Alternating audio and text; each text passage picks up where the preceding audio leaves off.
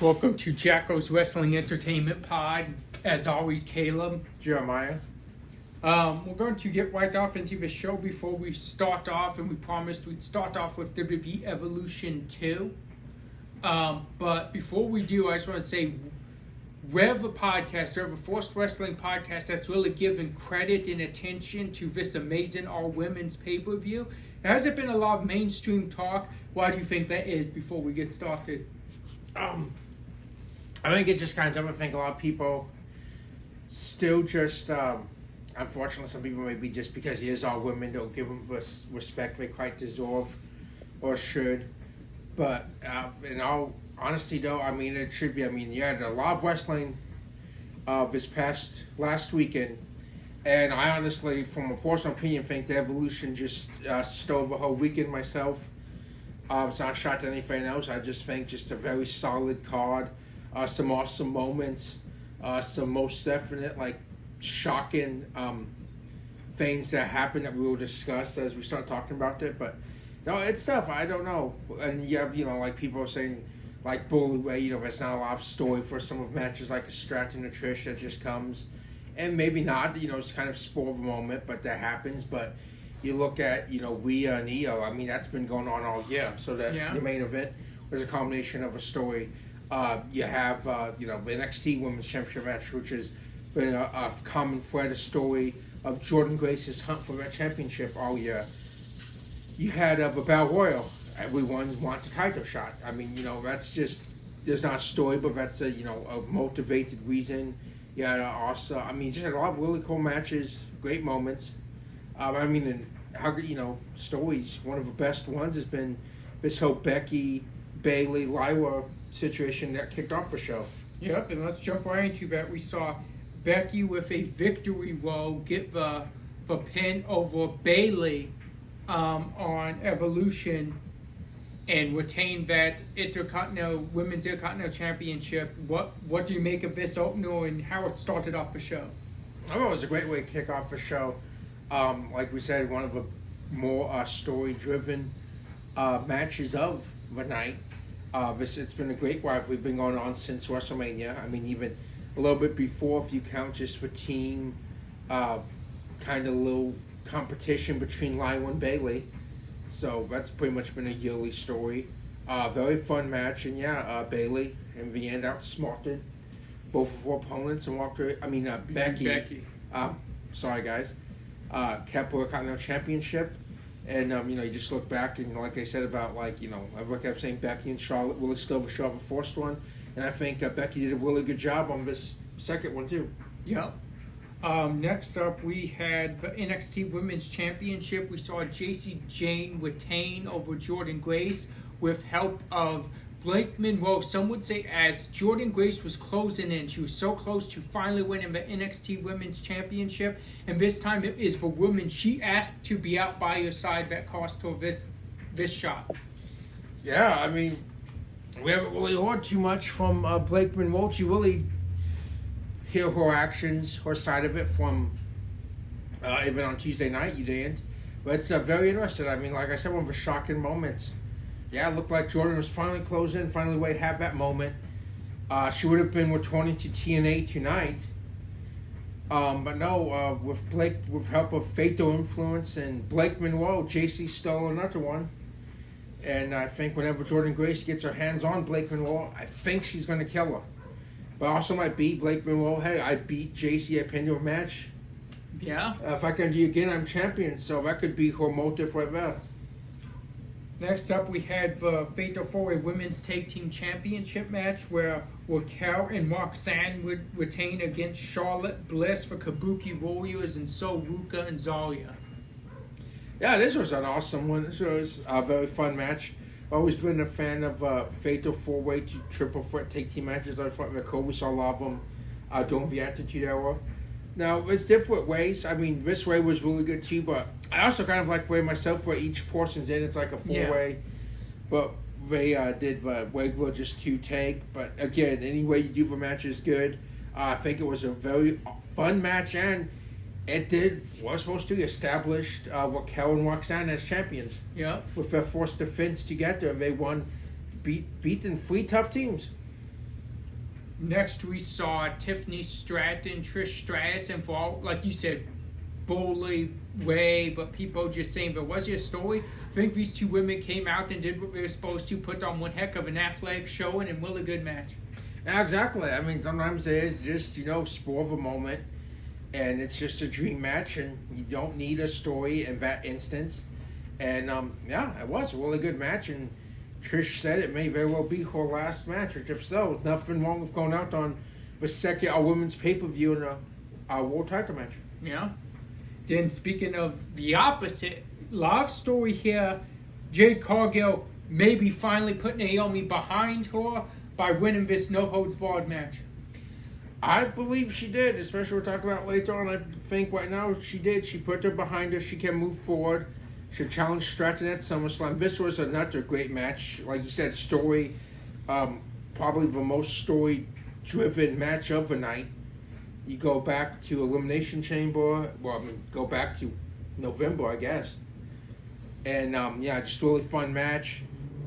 Really, street fight, really used for stipulation. Jade hit her finisher off her turnbuckle for a table to put Naomi away.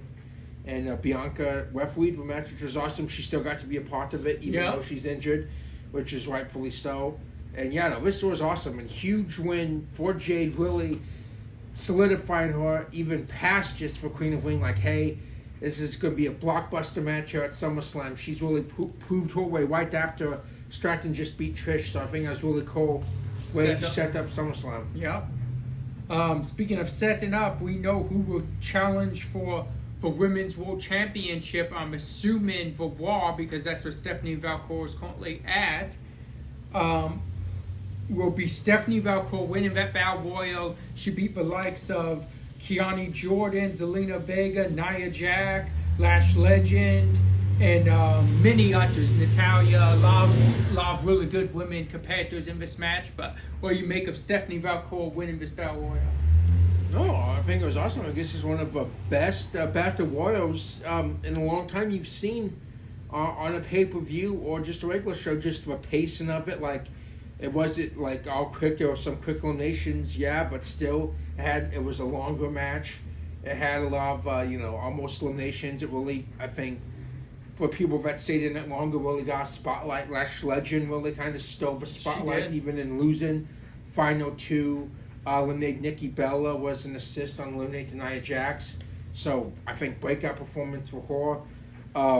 Jada Parker too got some eliminations. So some NXT women really, used this as a moment to kind of get more known, which is awesome. And everyone in the match said really good. Huge win for Valcour. Can't wait to see who she does end up challenging at Clash in Paris. If, like you said, it should be Wars because they did that for King and Queen of Wing. I don't see why you would do that in Miss Battle Royal. Up next we had, first I just want to say this. I would say Rhea Ripley, Io Sky were putting on a classic. Could have main evented not just any all-women show, but any show, in my opinion. The match they were having before Naomi would cash in her Money in the Bank briefcase and make this a triple threat and walk away women's champion. Really good match. Really cool and not really expected ending. What do you make of this whole situation? No, I mean, like you said, I think it was like, this is a match of the year candidate, I think, right now, especially, we're over halfway through the year in WWE. I don't know how, just before the thing happens, how WWE doesn't have that for Slimy or something that year. I mean, like you said, they still have a show that could have main evented, dare I say, WrestleMania, just how good it was. It was the good story, match. how good back and forth. Then I have to say that I think Naomi did the female version of Seth Rollins' heist of the century. I mean, it wasn't WrestleMania, but I can't think of someone like in that instance. I mean, Io, I think she came out afterwards, after a triple threat, or when she first cashed in, or during a triple threat or something, if I remember correctly. But still, this was a singles match. She comes in, put herself in it, made it no disqualification, took advantage, and is your World Heavyweight Champion to close off Evolution. Huge moment. I mean, I think all of us kind of saw her maybe, going after Jade if Jade had beat Stratton, or Stratton because, she said, Stratton, you kept screwing my matches up last year. So, I mean, I was not expecting to see her go after the Raw Women's World took title. the unexpected route, and it maybe even caught Io and Rhea by surprise too. Yeah, exactly. And as to, like Adam Pearce said, Naomi is now officially on the Raw roster as world champion. So I think for now that does put into her and Jade's rivalry. Yeah. But speaking of which, that's how we would kick off Raw the next night with Naomi. Like you said, newly officially Raw superstar Naomi. She would come out, she'd celebrate their victory. She'd be interrupted by Rhea and Io Sky, leading to Adam Pearce announcing a triple threat at SummerSlam for that women's championship. Yeah, now it's a triple threat with Rhea and Io knowing it's a triple threat match. No surprises here or caught off guard. And yeah, I think right now, I mean, we'll talk about it as this goes, but SummerSlam is looking like a can't-miss two-night event. They have really stacked this card up.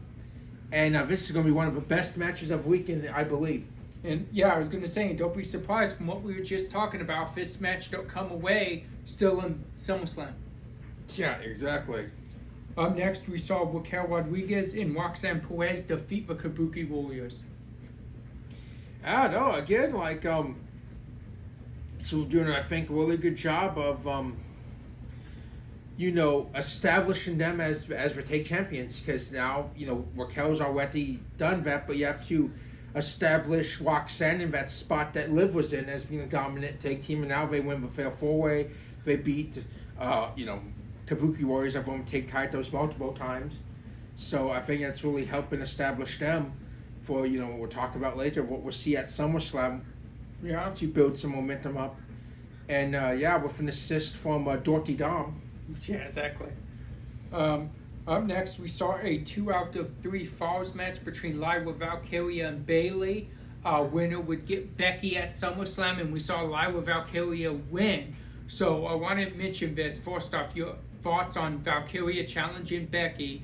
But the flip side, Bayley has not won a match in quite a long time. She's on such a losing streak that now they're mentioning it on commentary.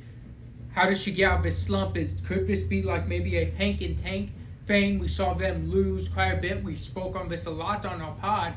Those two men turned around and now they're leading the NXT Tag Team Division as champions. See, there's two ways that we commonly see this go in WWE and in wrestling. As the Hank and Tank is a very rare version of this from what I can think of, I can remember. The other side is an attitude change, possible heel turn, possibly more vicious, possibly win at more cost, which Bayley is no stranger to. And it's been a while since we've seen that vicious side of Bayley. I think we're going to see it sooner rather than later myself. Okay. Like for prediction. But I just want to point out, talk about evolution, and, like I said, not give him respect to deserve. Richard did. A lot of people, like you said, some have, and talked about how great the card was, but just talked about how great that, main event match was. But then look, then you have Raw matches in the opening segment show again how talented women are. Yeah. With the tag match really good, and that 2 Falls match was an awesome match too. Yeah. And then to go even further with that, the next match would be Nikki Bella's first singles match in years, where she would defeat Chelsea Green, and then the Secret Harvest would try to get the jump on Nikki, and we'd see Stephanie Valcour make the save. Which, I think this is awesome myself. First off, I think Chelsea's an extremely underrated performer, great gimmick, great mic work, and she's one of those, I think she's really turning into one of those people that help anyone look good, and lots of Nikki Bella needs it. But like we said, it's been forever. This was a fun match, and it's awesome. What's next for Nikki Bella? It looks like she's coming back. She's trying to make a singles run on Raw. She was in the Battle Royal, came up short. She got the win over Chelsea, former United States champion. So, she's on the right path right now, moving forward. And possible alliance with Stephanie Valcour. Looks like she may help Valcour, or Valcour may help her dispatch of Chelsea and the Secret Harvest. Yeah, which, I like so far where this is going. It's nice to see a Hall of Famer having, looks like another one. Yep. Up next, we would see Gunther come out. He would talk about it doesn't really matter who wins this main event gauntlet on Raw that he's going to retain his title at SummerSlam. Paul Heyman would interrupt and he would introduce Gunther. He would tell him, your challenger will be Braun Breaker. And then we would just, from there, we would go into the gauntlet. But what'd you make of this Gunther promo? When Gunther said he was going to go sit in the crowd up in his box and he was going to watch and he was going to see who would challenge him. No, I think that's really good. Like we see he just beat Goldberg last week and kept the title. He's looking ahead to SummerSlam. It's great that that's kind of an old school thing. I remember Triple H would do that a lot. He'd either be on commentary or he'd be up in the press box like Gunther was as world champion watching the number one contenders match.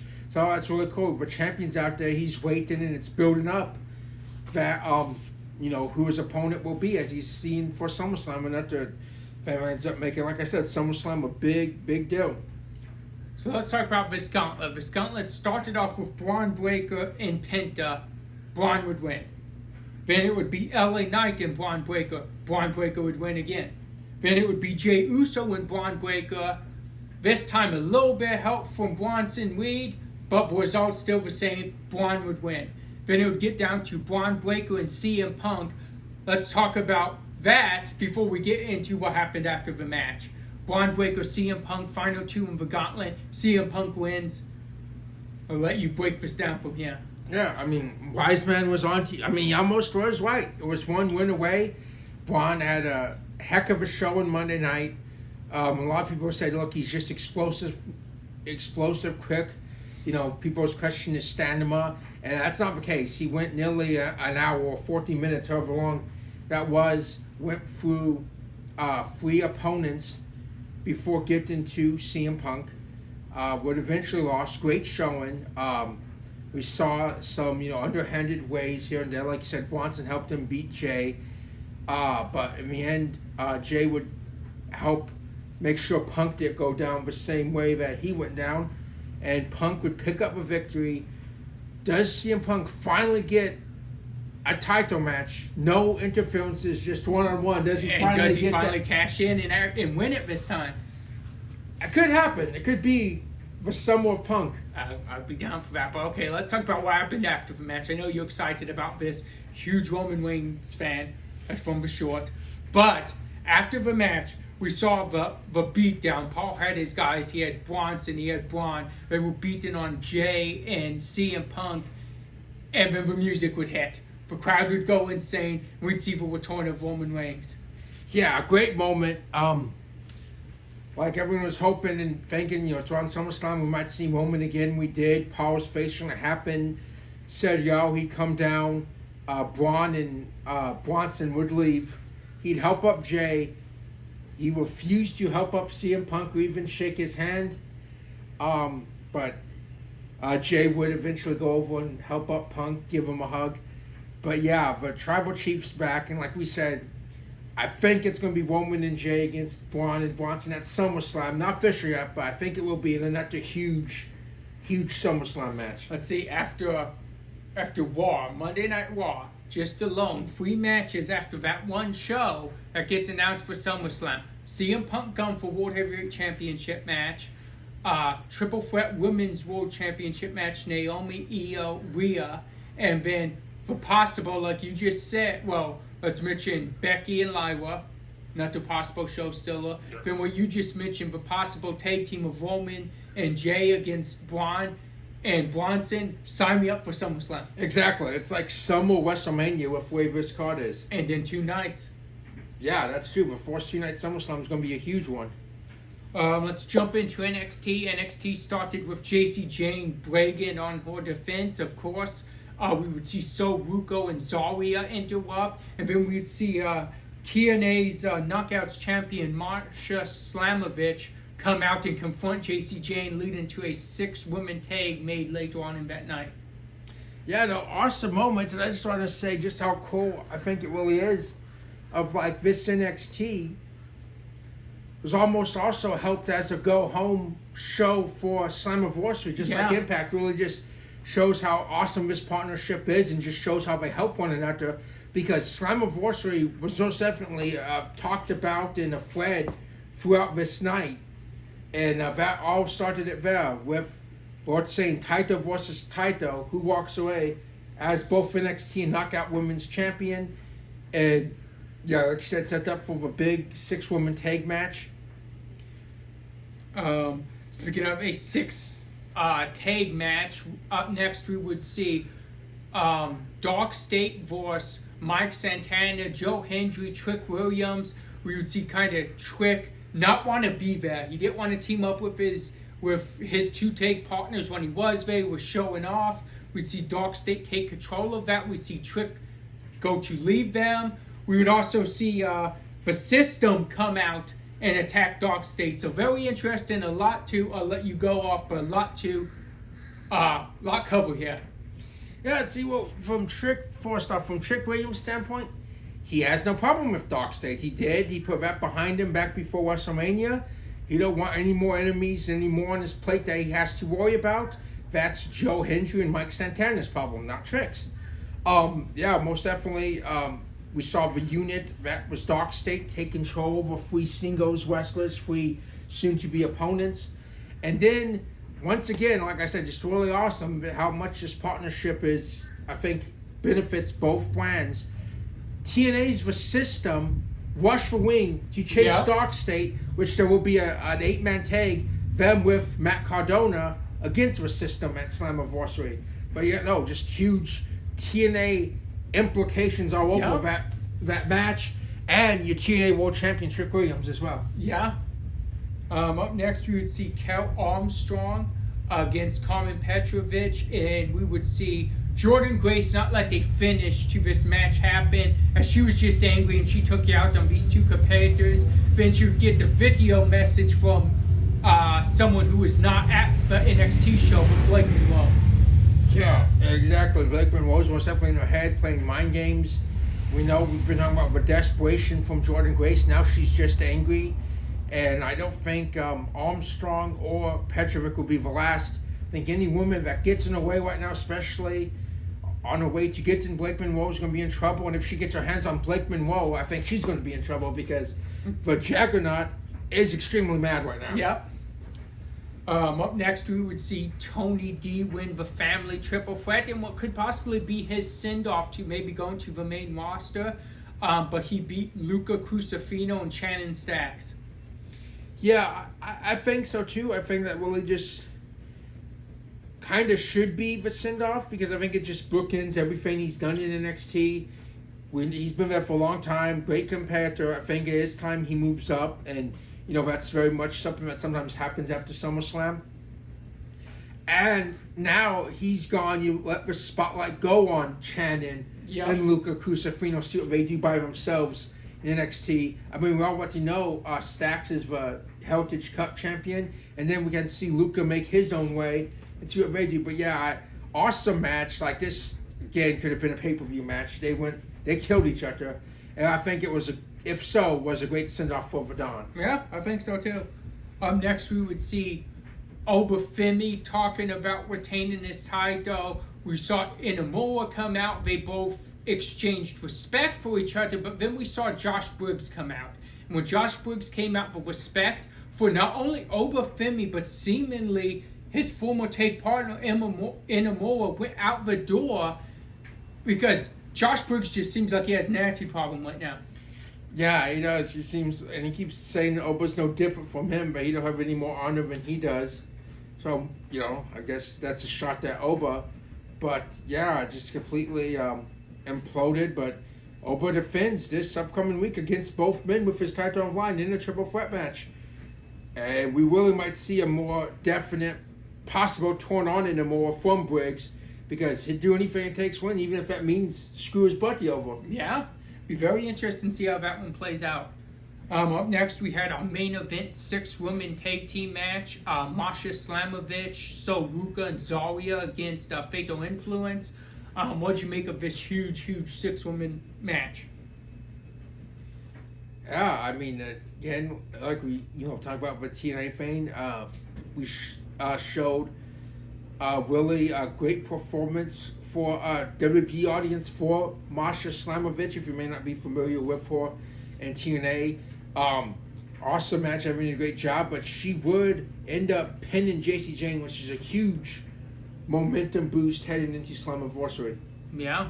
And just chaos everywhere, even with Collins, Izzy Damon, Tatum Paxley, getting rid of Zarya and Saruka, but Masha still managed to pick up a victory. She did. Very interesting. It'll be interesting to see who wins that match tonight as we're recording this.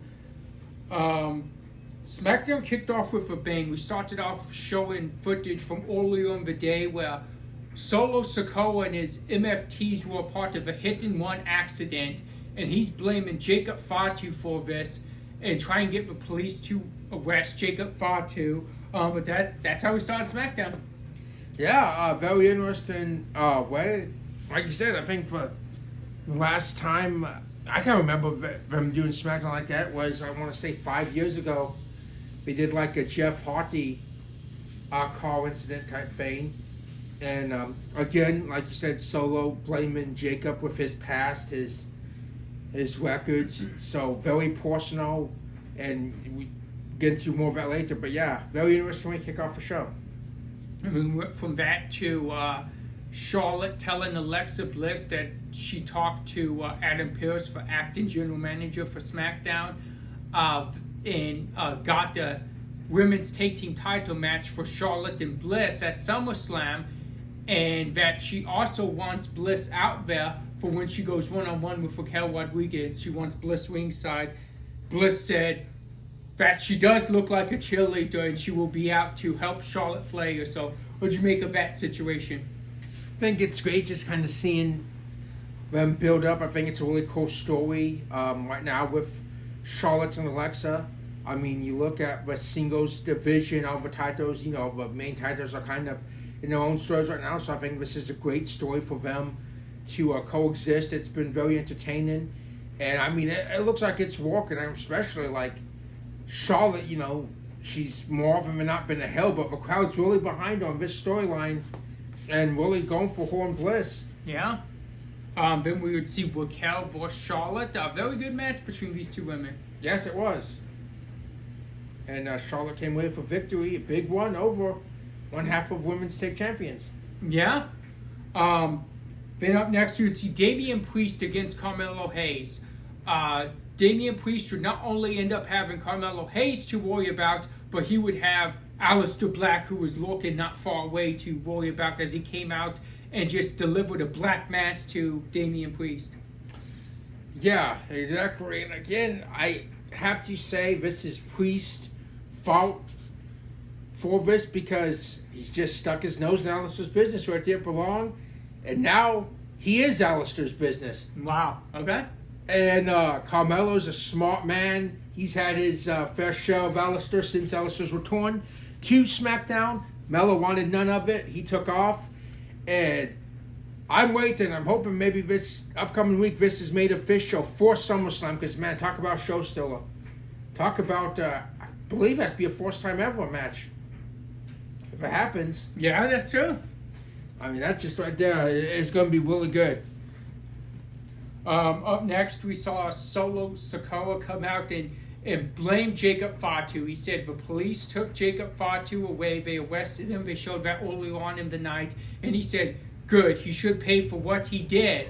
But then the police car would show back up, release Jacob Fatu, and say, we're sorry about that misunderstanding. Go handle your business. And Adam Pearce would let Jacob Fatu walk out, attack Solo, and then Adam Pearce would tell the police that they're free to get him and arrest him. Solo's like, yes, go get him, go arrest him. They were arresting Solo Sikoa. Yeah, for perjury, faking a crime scene. Yep. And, well, not perjury, but still, like a false police report, staging a crime scene, try and blame someone. Jimmy was out there, gave an assist to Jacob, and before that happened, we were made official. Still cage match at SummerSlam. Again. Jacob Fatu and Solo for that United States Championship too. Yeah, I mean it's just huge. SummerSlam is going to be can't miss. Up next, we saw Stephanie Valcour defeat Abba Fire of Vahovis, and after the match, she would also get the upper hand on Piper Niven, who tried to get the jump and assault Valcor. So big, very hot night for Valcor. She kept that hot start going that she got from the Evolution pay-per-view, winning that Battle Royal. Yeah, you're right. She most definitely did. Like you said, keeping that streak going to her eventual title match, which, if it is Raw, would be either Rhea, Naomi, or Io at Clash at Paris. Could very well still Clash at Paris card. Yeah, exactly. So yeah, nice win for Valcor. And speaking of a nice win, we saw in this Fatal 4-Way Tag Team match that had the guns, you had DIY, and it had, who's the other tag team in it? Was it Guns, DIY, was it, I think Angel and Borto. And Angel and Borto, and we saw the only Fraxium. Oh, Fraxium. Sorry, guys. But we saw the only non-tag team, well, not set tag team, but walk away with a victory. That was Andrade and Rey Fenix. They will challenge for Wyatt 6. That could possibly be a SummerSlam match as well. Yeah, exactly. We've been talking about that for a while. It looks like maybe that 4-minute tag team going to make the, take their shot. Now they will. First time ever, them, in WWE, we know, challenging for the tag titles against the Wyatts. That's going to be very interesting. Like I said, if that's at SummerSlam, another possible show still there, and tough challenge for the newly crowned tag champions. Yeah. No one they've jumped or got in contact with yet. Yeah. It's going to be very interesting. It'd be interesting to see if Andrade and Rey Fenix could walk away as tag champions. Yeah, that's true. They've been on a hot streak. Yeah. Up next, we saw Cody Rhodes, John Cena, SummerSlam contract signing. We would see not only a more aggressive side of Cody Rhodes, where John Cena tried back out of this match. He would beat up John Cena, put him through a table, make John Cena sign the contract himself. What do you make of this aggressive Cody Rhodes?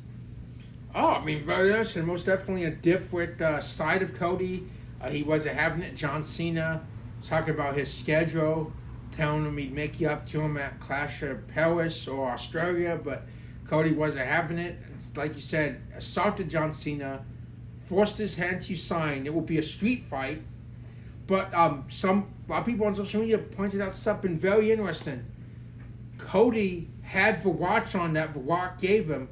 Yeah. On his wrist during this segment. So what does this, is that anything possibly? Is that connected? Coincidence? Is there a reason for a more vicious side of Cody Rhodes? Well, I want to point this out too. The glasses Cody arrived in the show with early on in the night look oddly similar to the glasses The Rock has worn the last couple times he's been there. And then he, like you said, he had that watch Rock gave him. And people asked Cody, what did The Rock say? What did he say to you when he gave you that watch when he walked away? And Cody said, I'm not telling anyone.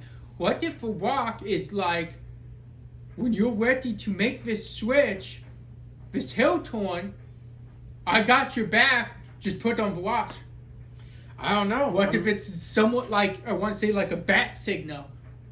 Like you're signaling your own turn. That could be very odd. We could see Cody, he tried being the good guy. Everything worked against him. Outside interference at WrestleMania, everything. Is he finally with The Rock, who The Rock really wanted as his champion, not John Cena? Do we see a double turn? Possibly does John Cena turn good back to finish out? Does The Rock appear at SummerSlam? Because everyone was upset he didn't appear at WrestleMania. That's true. And what if, just think of you around the time, and so they talk about, so I want to throw this out there. So they talk about the WWE Unreal coming on, where you're talking about story. Or what did The Rock do before this Unreal fame was on? He came on, he went on Pat's show, and he gave an in-depth look at the process of John Cena turning heel. He wanted Cody, like you just mentioned. It wasn't going to be Cody, so he floated the idea of what if it's John Cena now? And then that's what happened. So he gave you one of those Unreal stories right before Unreal's going to premiere, I believe July 29th on Netflix. And now you're getting to look at what he actually wanted to happen, but it could possibly happen like he had planned now when the show's actually coming on, and you get to see maybe the process on an upcoming season. Oh, that's true. That is extremely true. It's just very different behavior for Cody than usual. Yes. You have a match of the week in MVP?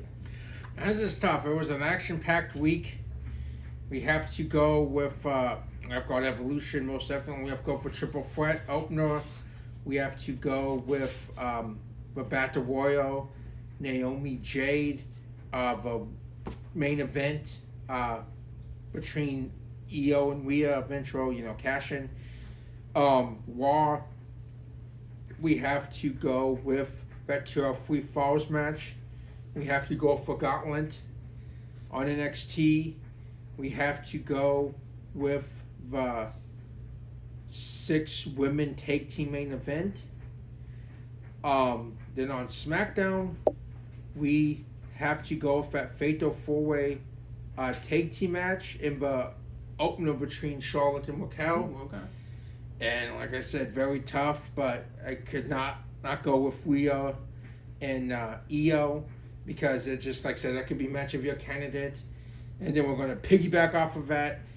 The conclusion of that match with the cash-in, then on Raw, we have to give MVP to Naomi for a huge career night moment, and plus the awesome street fight match, no holds barred, beforehand. Ooh, so yeah. Most definitely we have time to get to, but yeah, match of the week and MVP. Okay, I like it. For our fallback match, we're going Payback. What year was it? 2014. Thank you. 2014, we had Evolution, we had The Shield. If you haven't seen it, go back and watch this match. It's kind of like it was the end of Evolution, their last tag team match together, and kind of like the end of the World Shield. We saw reunions after the fact, but that was the end of the actual Shield tag team and the faction that was dominating. So kind of the end of 2 hours in one match, and it was one heck of a match. Exactly, because anytime afterwards, it was a reunion of 3 singles stars. Yeah, no longer a faction. Yeah, that was the last time for the actual faction before any of them established themselves individually. We want to thank you guys for joining, and come back and watch us next week.